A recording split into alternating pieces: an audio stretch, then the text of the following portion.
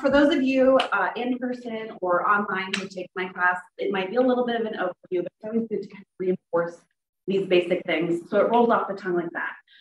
He's going to be talking about powerful language and kind of the terminology that clients. For me, I'm going to give you the bare basics of the biggest question you're going to be asked about loans and kind of give you a cookie cutter answer. So that way you're prepared and you can give those answers to your clients. If they look to you as a source of knowledge and you are confident about it, then they're going to see you as a resource for the entire process. On the loan side, we deal with them maybe in person, maybe once. Most of the time it's over the phone, it is talking to them over email. So you really are the connection to the client and you are the ones that are hearing all of their needs. So the biggest question you're going to get asked from your clients is, should I go FHA or should I go conventional? And the cookie cutter answer I give people is, here's the main difference between conventional and FHA. If you really want to have a firm decision, you need to talk to the lender. The lender's the expert. They're going to look at your specific scenario. They're going to advise you on which direction to go. So conventional, for a first-time home buyer, it's 3% down. I was going to ask questions, but I felt like that was a little. It is still a little early, and it is a Wednesday. Jose, for a first-time home buyer, for conventional, how much do you put down? As low as 3%. As low as 3%. Oh, how exciting. If you're not a first-time home buyer and no one who's buying is a first-time buyer, Jose, how much do you put down? 3%. 5%. I knew that. I don't know. It's literally like. I think that's going to be a test. Yeah, actually, it is a pop quiz. And for those of you on Zoom, if I can't see your answer on paper, I'm just kidding. Automatic fail. Loans should be. Okay, so for conventional, 3% for first-time home buyers. If you have at least one person who's buying and they're a first-time home buyer, then they qualify for that percent. So I have different scenarios. Say you have a client who is an older couple, they want to pass the home to their son, but they are wanting to live in it. Well, if he goes on to the mortgage with them and he's a first-time home buyer, then they can qualify together, even if he doesn't make income or whatever. That's kind of a workaround. If everyone has already owned a home in the last 3 years, and then it's 5% down. FHA is 3.5% down. So sometimes that extra 0.5% makes a huge difference to your client. So number one main difference, conventional 3% down for first-time home buyers, FHA 3.5%. And it's 3.5% regardless of whether they're first-time home buyers or not. On FHA. Mm-hmm. You said FHA is 3.5%? Yes, yeah. The second difference is for conventional, it's going to be at over 620 credit score. FHA is also over a 620 credit score. However, we can go down to 580. And here's kind of the main differences in the debt to income ratio. So FHA is 580 and above, conventional is 620 and above. The next difference is the debt to income ratio. So for conventional, it is a standard 50% of their income can be debt. So debt is monthly automobile payments. Like I'm on in your automobile, credit card payments. So say you have a $5,000 balance, but it's a $40 a month payment. Well, we're just taking into consideration that $40 and your mortgage payment. So we just look at total debt load for conventional, and all of those payments can go up to half of your income. So say someone makes $1,000 a month, and they have $100 car payment and they have a $400 mortgage. Well, that's 50% debt to income ratio, 50% DTI. For FHA, it's a little different. You have a front end and a back end. So front end. Conventional was 50%. Yes, conventional is 50%. But they don't care what kind of debt. It can be all mortgage payment. So it can't be over that. No, it can't be over that. They wouldn't approve that. Even if you had a bigger down payment? So yeah, so if you have a bigger down payment, that lowers your mortgage payment and it allows you to afford more home in that debt to income ratio, but yeah, it's still 50%. Yeah. Okay, so I got the conventional was a 620 credit score or above. Mm-hmm. What was the FHA? It's 580 or above. And I'm so sorry, I feel like I'm taking so much time. So let's cut because we have minimal time here. So just wrap it up because the basics that you should know as we talked about. Okay, so just a summary. FHA, minimum deposit. A minimum down payment. 3.5%. Conventional as low as 3%. What would you say closing costs would be? Rule of thumb. I estimate 2%. Perfect. So again, that's down payments, 3.5% FHA, as low as 3% conventional, but on both, 2%. Mm-hmm. And then 2% closing costs, correct. So in total, you're looking at 5.5 and minimum 5. Yep. Credit scores again for FHA and conventional? FHA 580 and above, conventional 620 and above. Now, if they have any additional questions regarding the different ratio of the front and back end, tie downs. Wouldn't you agree it would be best for you to talk to my lender now? Because you don't want to get too far in depth, because when you start talking more about that, you're not the expert. You're going to end up losing your audience. You're going to say, hey, great, now that they have interest, you're telling me I only need 3.5% for FHA? Yes, let's get you to a lender. Yeah. I haven't seen your documents, the lender will, but. And also, if you ever have questions, she will answer the phone. Just like that. I stay on the other line and I'm like, oh. Yeah. Don't be afraid to call her and build that relationship with her too. Yeah. Thanks. You're welcome. All right. Thank you so much for having me. I appreciate your guys' time. Let me know if you have questions. You know where to find me. So guys, so this is actually very good information. And this is part of your powerful language. As you're meeting your clients, this is how you're going to give your value. Hold your hand up. Just you hold your hand up. Wait. No, you're messing it up. Yes, together. No. Did it work? Walk away. Oh my God. It worked. It did. Sorry. Our powers combined. Sorry, you know, Zoom world, we're still working on this, but this is part of the powerful language. When you're talking with clients, they're going to ask you these basic information. Your job is to know this. You don't need to go any farther than this, because you're going to probably confuse yourself or confuse them and have them walk out the door. Always have a lender who you're going to work with that you can refer to.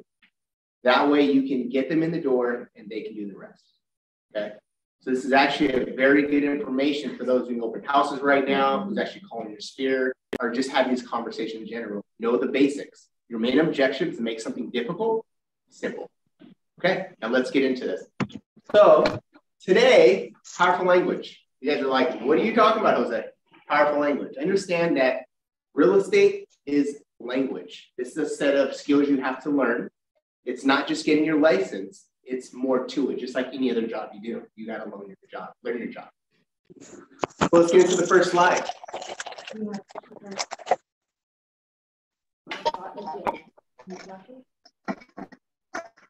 Okay. Fall back. All right. Okay, so the goal is Spark for agents to get their first appointment within 2 weeks. Set them up for signing their contract in 30 days. You're probably thinking, like, whoa, that's pretty fast. Well, hey, that's the goal, and that's why you're here today, to learn the skills you need to know in order to get you to that contract. Okay. What's the DTI for FHA? That one, again, I would say set an appointment with the lender and go more into that.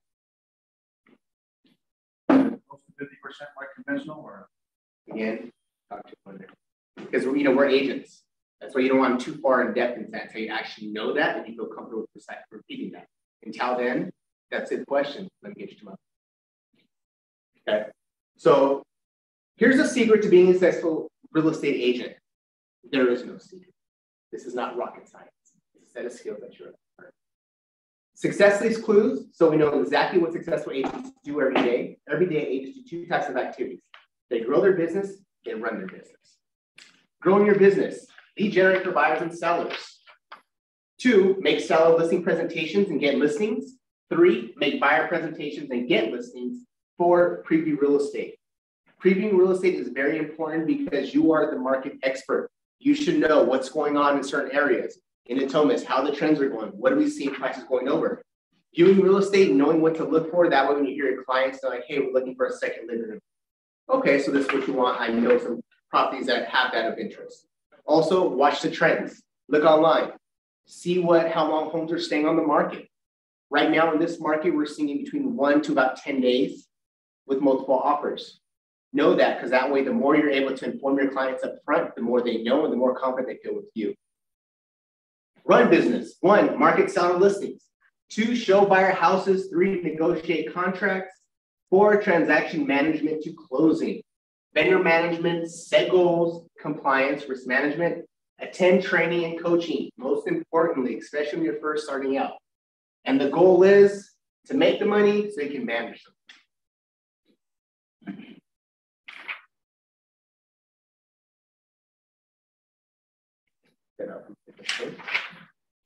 All right, so the big picture.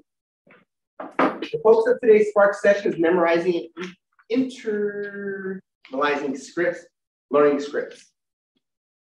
It is important for you guys to understand. Sorry, I'm trying to rush 4 hours to 1 hour right now.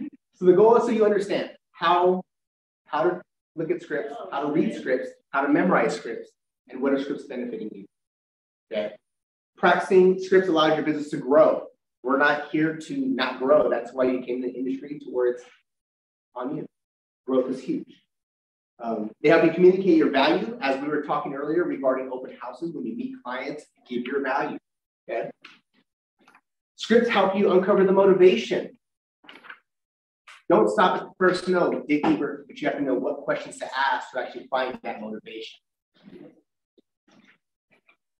Yeah, tell me when I do.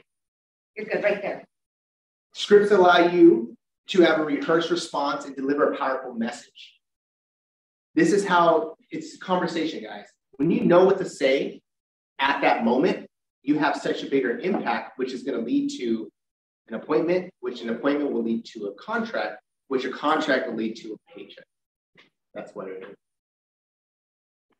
They allow you to ask questions in a way that will be able to quickly share the information you need better to serve them. For example, the lending information.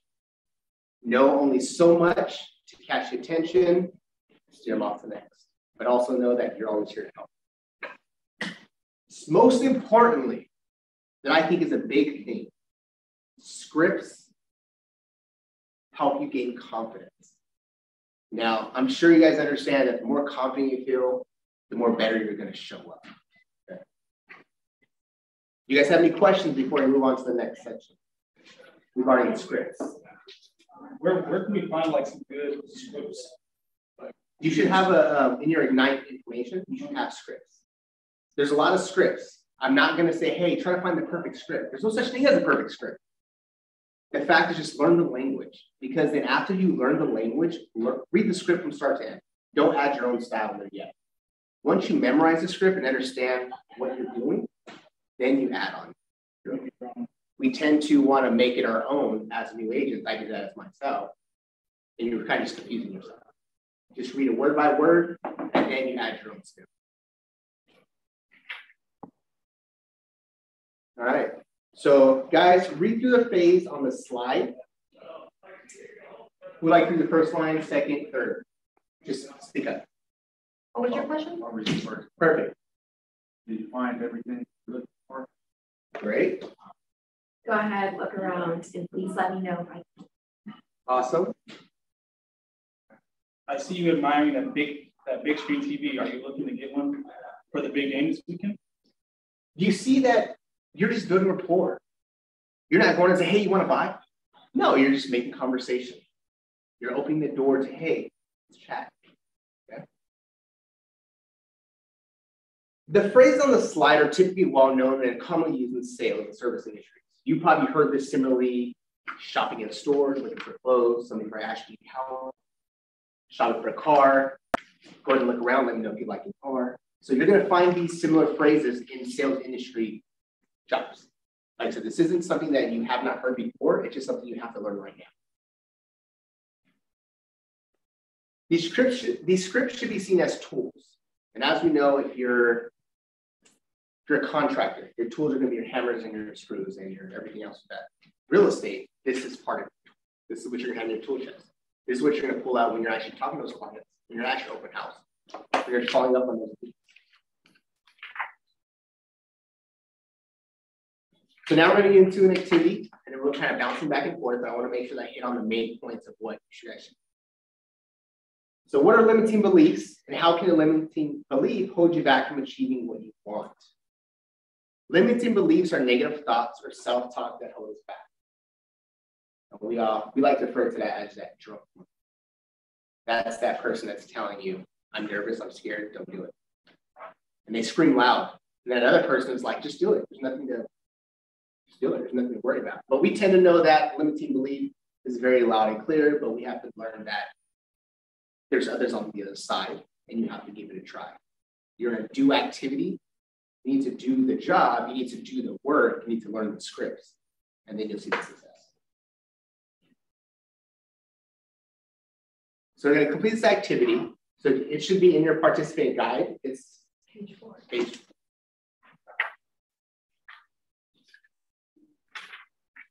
4.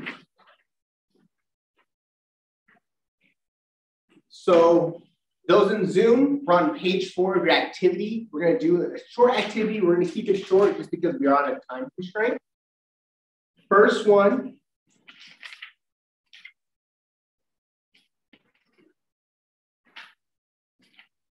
Below, write down limiting beliefs that have held you back when making phone calls. Now, if you haven't made phone calls, just kind of consider when you're doing something new, what is something that's commonly that you kind of see that holds you back from doing it? Speak up. What do you guys got? Just throw something out there. Right now, we're just I'm bugging. spitballing. It's feeling like I'm bugging people. Nervous of not knowing what I'm talking about. Okay. Oh. Okay. A lot of people are mentioning like you haven't talked to them in a really long time, and so your offer, your last encounter is awkward. Getting over that. Yeah. Somebody in Zoom. All right. Good job, Paul. If you haven't like done that kind of thing a long time, it's kind of hard to break the ice at first, but once you start making the calls and talking, it gets easier. And with that, doing scripts is going to help make that. I've got one. Go ahead. Sometimes I feel that I'll trip up on my words, and just me like tripping up makes somebody else think, oh, she doesn't know what she's talking about. And again, all these that you guys mentioned, script helps with that. And understand that these concerns are what every new agent and even agents with time to hear about have these same concerns. I can tell you my first open house, I can tell you when I first started, these were all my concerns. And my first open house, I did trip up. And when you trip up, you're like, but you learn from your trip ups, you know, like I say, you fall forward and you learn from that. And you have to have these trip ups. Because a lot of times, if you allow that drunk monkey not allow you to make those mistakes, you're never doing the first place and you never learn. So B, so for each limiting belief listed in A, pretty much you guys just stated, we'll just do one of them. Record a way that you already have or plan to remove that limiting belief. Quickly, what do you think you can do to remove that one you mentioned? Affirmations. Ooh, hey, good one, good one. I put down just do it like a Band-Aid so you can see past it. I love to always refer to Nike. Just do it. Don't worry about it, just do it. I mean, I was going to say the same thing. Just go for it. There you go. I mean, that's in that basic, it's just do it. Just do it. Don't let the nose piss you off or turn you off. That is a great response because yes, you're going to get no's, and yes, you may feel defeated, but understand in this business, it's a numbers game. The more no's, or you're getting close to that yes. Zoom, you guys have maybe something you can say real quick that you can work on to help with any of the type of these limiting beliefs you may have.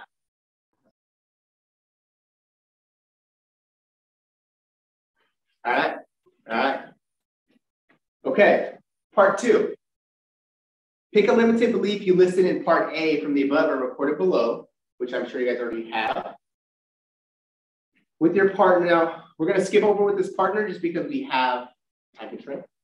But the whole objective from this is I want you to take time, when you have time after this, write down some limiting beliefs that you feel that's in your head right now. There's gonna be more than one. Identify it, and then identify what you can do to overcome that. Because there's nothing you cannot overcome, as we know. Obstacles happen in life, but at the same time, we always get past it. The same thing with this. There's no.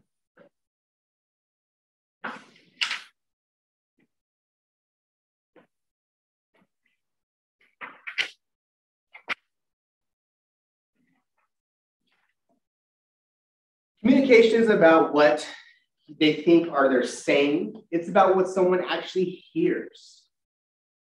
Scripts allow agents to have a rehearsed response that delivers a powerful message in a way that customers will best understand. Or it can allow agents to ask powerful questions in a way that they will be able to quickly share the information their customers need to be better served in. Now, this is falling back to our initial of this class. I'm going to reiterate back to this because this is your basics. Knowing what the minimum down payment and closing cost is. That's going to initially show your value. And that's what they want to hear. Because if you're able to provide them a response accurately and quickly, they're going to gain confidence in you quickly. Because as we know, in the first 5 seconds, 10 seconds, whatever seconds, that's where you go. So you have to act immediately. But at the same time, know what the response is. Scripts build confidence in your job abilities. Scripts allow agents to stay focused on the conversation in the present moment. Scripts allow for consistency in what is said and actions that agents take. Now, being new, I know when I was newer, I was always thinking about what's my response going to be while I'm listening, because I was never present there. It's like, okay. I go ask somebody their name, and yeah. tell you their name. You're like, in your head, you're like, okay, all right, respond. But you need to presently be in the moment because that's how you show you're active listening. And that's what clients want to be. They want to feel that way, just like you want to feel that way. Always consider how you would feel. What's your expectation from an agent? Be like that.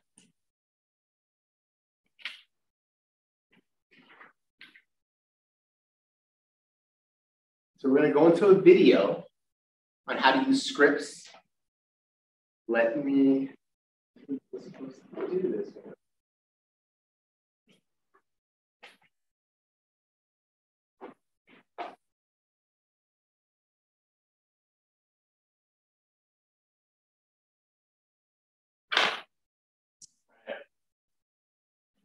We're going to modify this one. So there's a video. I'm sure you guys are going to have access. Please watch that at another time. We're just going to move on because I also want to allow some time at the end for a little Q&A and then kind of give you some additional input that you guys are looking at how to use your next. You need the video? I was just going to pass it. Nope. Okay. Hold on. The chief got this. So as we're waiting for that, any questions you guys have so far with going through the material or just a little tidbits that we provided? All right, let's hit it. All right.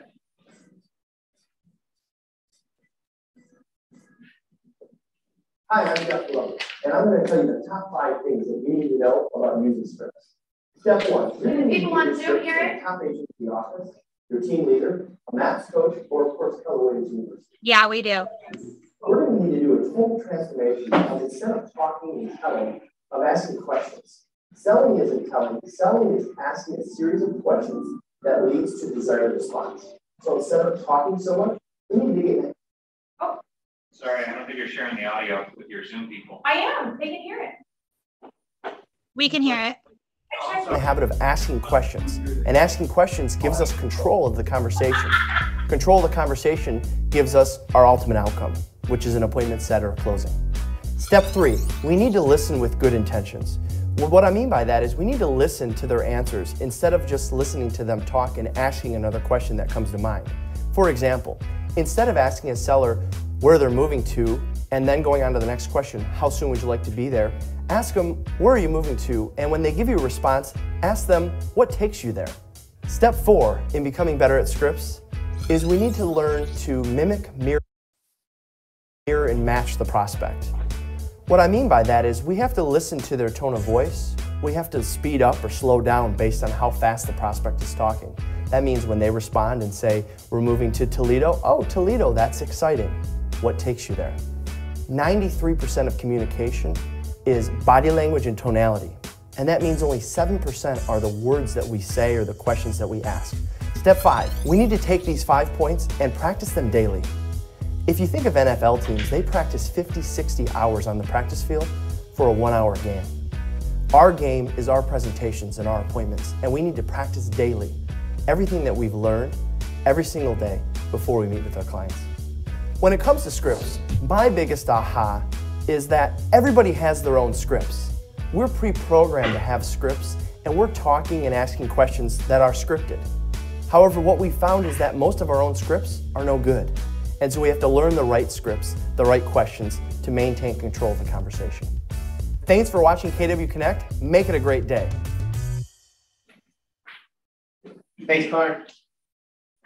All right, guys, so from that video, what's the benefit of asking a question versus telling in a conversation? Great. Now, that would be for first one, so you have to turn your page. So what is the benefit of asking questions versus telling the conversation? She mentioned controlling the conversation, which is spot on. You get to learn your client's needs. Like, oh, now with that, what does that show your client? Care. And you're listening. Perfect. Care. Okay. Shows that you also care about them and their interests and what they want. Perfectly said again. Understand that people purchase off emotion. So if they feel that you care about them and that you're there for them, do you think that it's going to be a likelihood that they're going to work with you? What are some things that you can do in a conversation to show the other party that you are truly listening? Maybe that they've said to you. Perfect.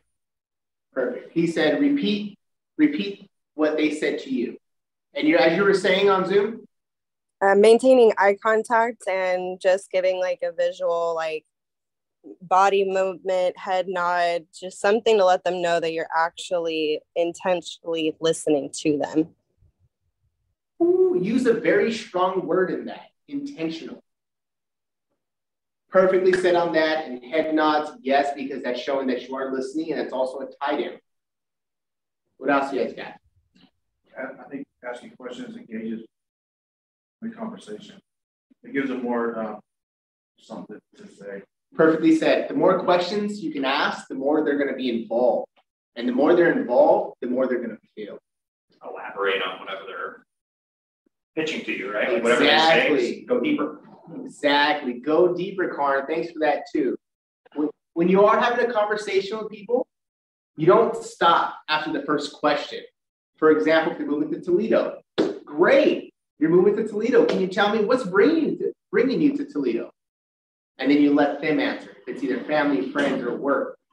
And then you're going to be able to dig deeper because you're going to really identify the motivation as in, do they need to buy?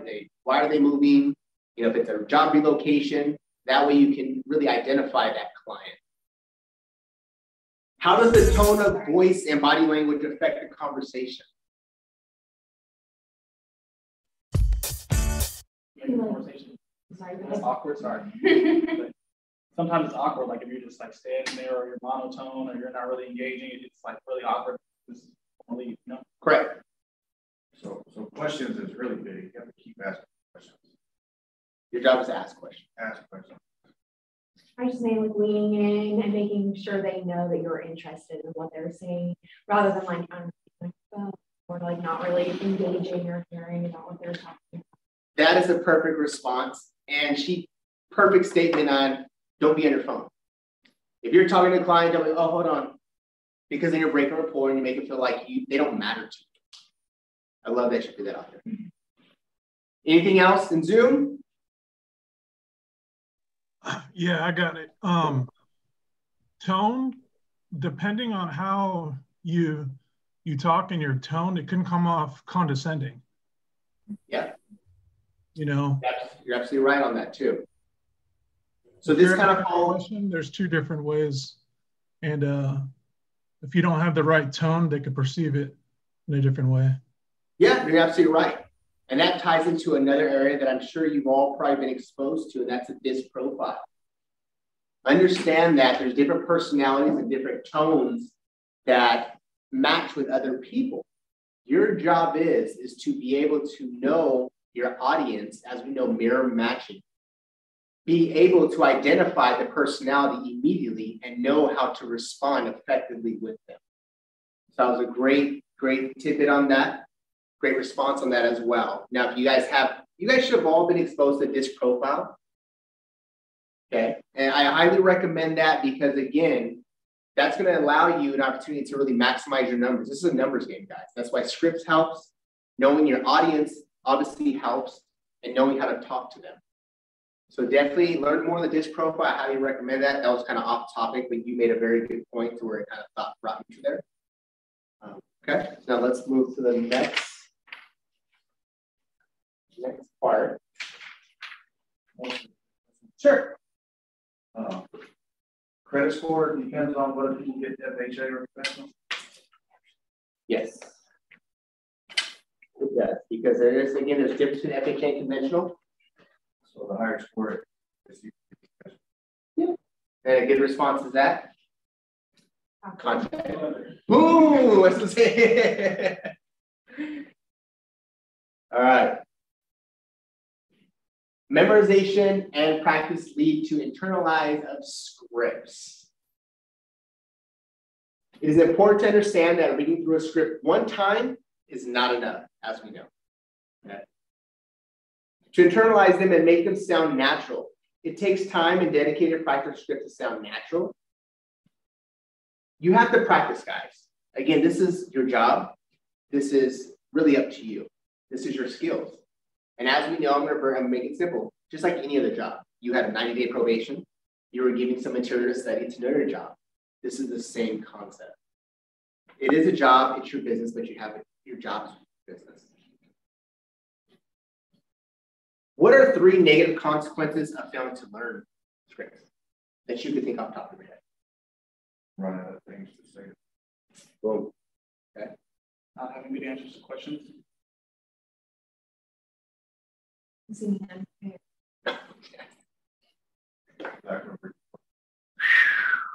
And that's the first step. You got to get a report.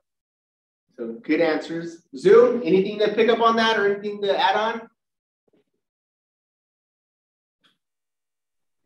He just said I was thinking. Perfect. Okay. So in order to know the scripts and to make them your own, in order to sound natural and friendly, it is best to practice to memorize them. Because of scripts, I can tell you, I sell more houses and I earn more income. Now, this is a model on how to go about your scripts. Read the first sentence of the script out loud 5 times. The first sentence. We're not saying read the whole entire script step by step. Repeat the same sentence 5 times while smiling, because obviously you don't want to be unfriendly when you're talking to your clients. You're like, you don't look like the best person to work with. The second line of script out loud 10 times while smiling.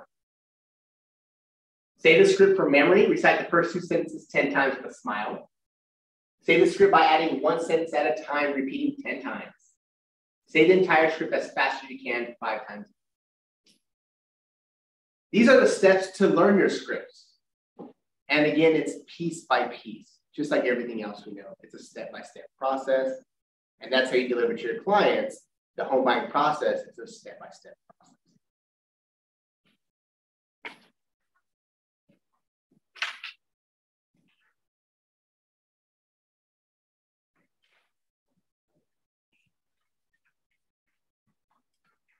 So right here is where on page 8,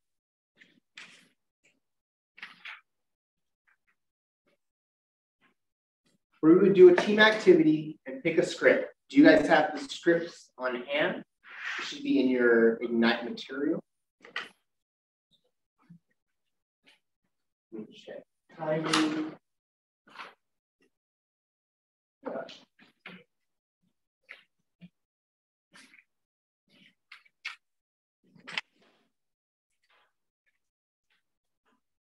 buyer lead sheet. I don't know if that's a script. Yeah, I understand. Okay.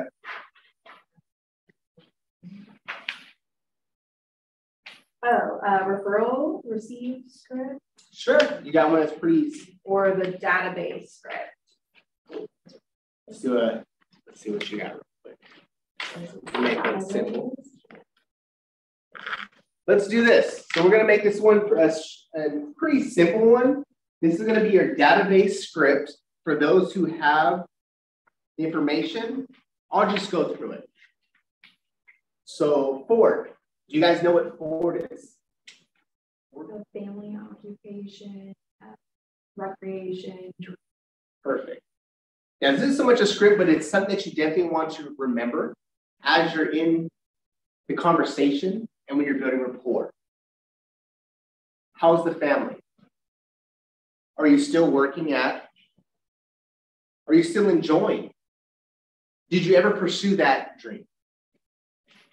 Now, this is when you're talking to a client, if it's either you're following up to some of your sphere, if you're making that call to that friend that you haven't spoke to, but you don't want to feel like you're just calling them a sales call, or when you're at that open house and you meet those people and you're like, hi, what do I say?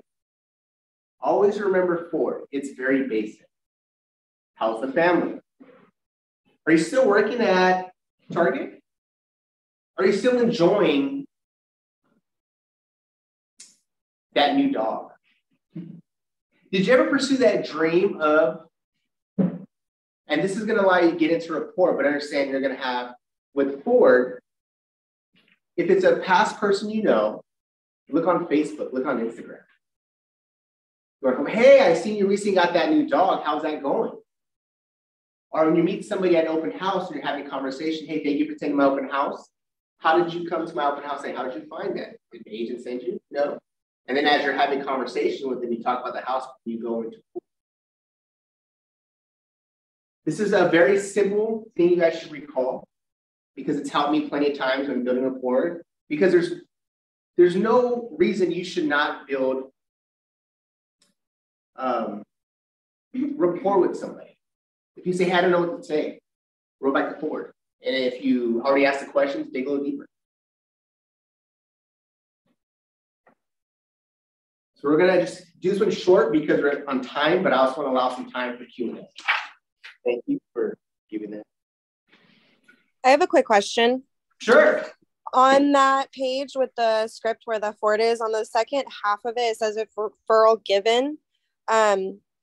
Where did it say? And do me a favor, please. If you hear someone with a real estate need, will you keep me in mind?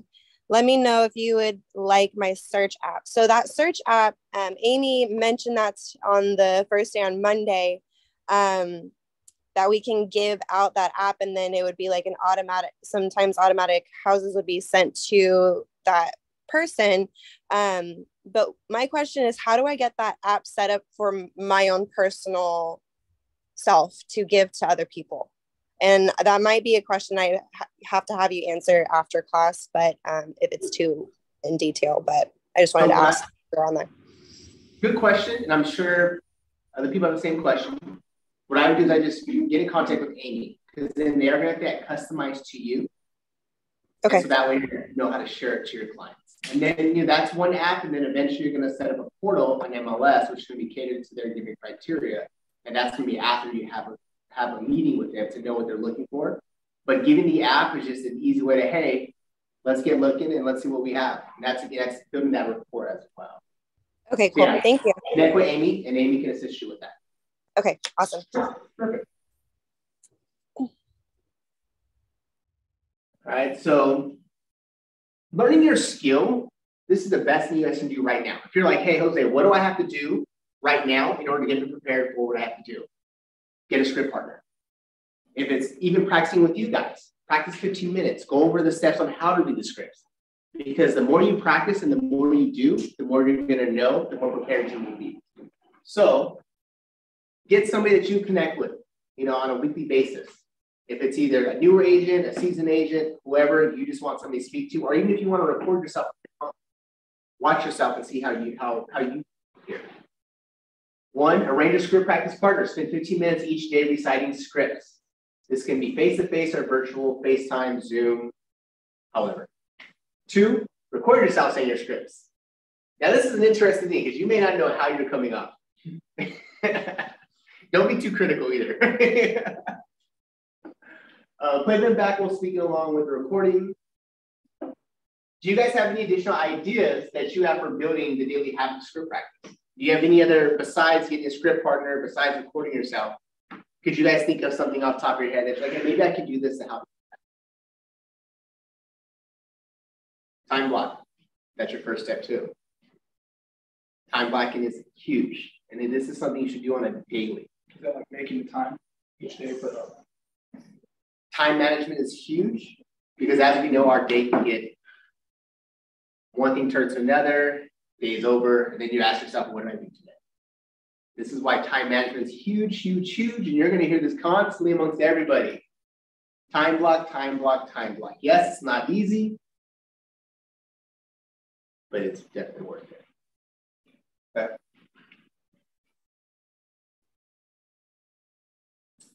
Now, I know I kind of briefly went through it. From what we went over, do you guys have any ahas or anything from what we went through so far?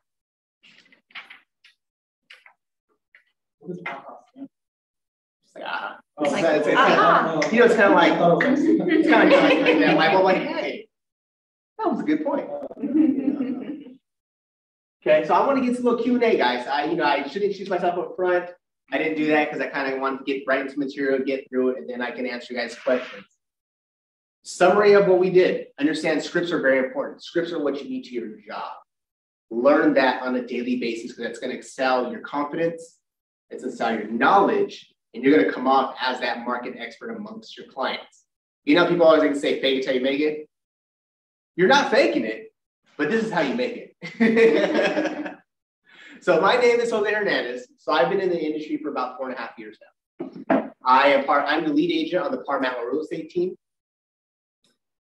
Prior to this, I used to work for the state. I was at the state and I liked what I did, but I was like, hey, I want to challenge myself, similar to what you guys are doing here. This is why you got your license. There's more you want to do. You feel like there's so much more growth you can achieve. I came to this industry and that's the first thing I did. I was known to sit at the desk, script practice, read, rinse and repeat, and I did open houses and I was terrified. You know, that first person, it's like 11 o'clock comes up and the first time comes in, you're like, hi. In your head, you're kind of like, I just forgot everything I was doing right now. So, but the thing is that I never let that stop me from doing it. I was frightful. I ain't gonna lie, I was there and the whole time you're just kind of pacing away. When's the client gonna come? When's the client gonna go? Oh, they're here. Oh my God, when are they leaving? When are they gonna leave? When are they gonna leave? But I can tell you scripts, once I overcame that fear, which is after the first client, because you don't have time to be afraid, you're on the spot. Scripts help me really know how to have that conversation and how to respond when they ask me a question. And as the more I did, the more comfortable I became. So I could tell you that last year I assisted 49 families, and I could tell you that that comes with scripts and doing the work. Any questions on me regarding what I came across in real estate briefly? What made you decide on joining a team versus doing? Good question. I'm a team person. You know, everybody's different. Some are like, hey, I just want to do my own because then I have my own schedule and that's fine. Whereas some are like, hey, I like to work with the team because I like to see something bigger than what I'm doing. I did start solo. I highly recommend everybody start solo because you need to learn your job. Because that way when you go on a team, you're there to enhance your knowledge. So learn the basics first. You might be okay going solo. You might say, hey, I might want to join a team because I like to have that camaraderie. I like to have somebody to speak to. Teams don't work for everybody, but at the same time, you need to at least try out being solo. So I went on a team just because I like training. I like being a part of something more. I like having that person that I can ask a question to. But as you know, here we offer that with everything. Amy, Alita, and then if you find an agent in the office that has a question, we're always here to help. Any other questions regarding anything? All right, cool. So what kind of questions do you guys have regarding real estate and scripts and everything else we look forward to? I have a silly question, maybe. What is a listing presentation and or like buyer's presentation? Good question. Now I know you're gonna have a class with that coming up, okay? But that's definitely a script you guys want to learn regarding buyer's presentations and listing presentations. Now, depending on you, I would suggest learning one thing at a time if you want to learn listings up front or buyers up front. Understand that listing presentations are more of a skill presentation, whereas a buyer's presentation, it's typically what you start off first. But again, it's a script. So learn the script, learn the process. Me and Paul were talking about this yesterday. Now there's steps to that, okay? Now what is that? That's what value can you bring to your clients? Learn the home buying process, first of all. Learn the contract. I want to say second, but that's first of all as well. So that's the biggest difference, because the buyers, you're going to come across buyers more oftenly, whereas listings, you may come across more often, but you got to go and search for listings. And that's why it's more of a skill, because you have to understand you're competing against other people.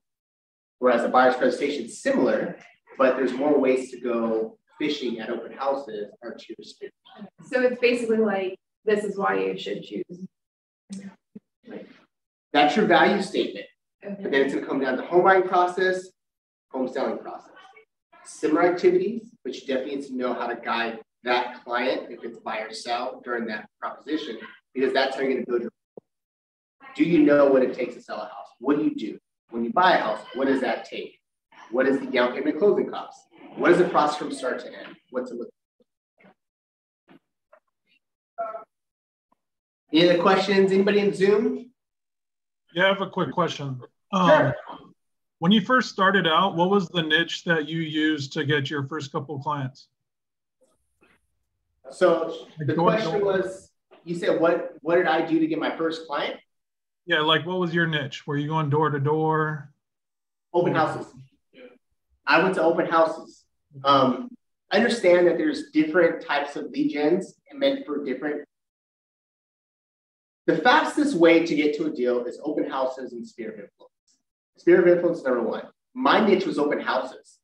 So what did I do? I just kept doing open houses once or twice a week, and I just kept failing forward. But at the same time, I eventually learned it. And I got my first client from it. My first client was from my SOI, sphere of influence, which that's obviously your main thing I was going to focus on. But I got my second client, which was my first, from an open house.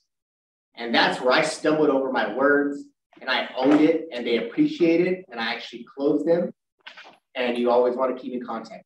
So to answer the question, open houses, open houses, open houses. Thank you. Door knocking is good. That's a long term, because you're gonna speak with them, but those people are not like willing, or some of them may be able to sound out, but they're more so like a nurturer. They could be like 6 months or so out. Whereas if you go to open house, their intention is to buy a home now or later, but you tend to find a more warm buyer who may be pre-approved and actually look, because they're looking at things right now. So I would say, if you're looking, I think the question is also going to like, hey, how did you find your leads? Or how did you get to your first closing? Sphere of influence, open houses, because those are the ones that are the warmer leads, and those are the quicker ones as well. So some people go to open houses just to get an agent. Correct. That's why I always ask the question, hey, do you have an agent? Because some of them are like, hey, we just were looking around, we're in the market, we just got started, we don't have an agent. Great. That's where you can follow with your script, and then you go for the.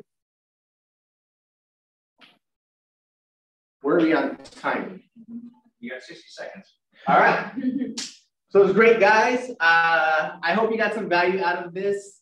Understand that scripts are going to help you, and scripts are going to increase your business, and most importantly, increase your confidence. The more confident you come off, the more of that expertise you're going to be to your clients.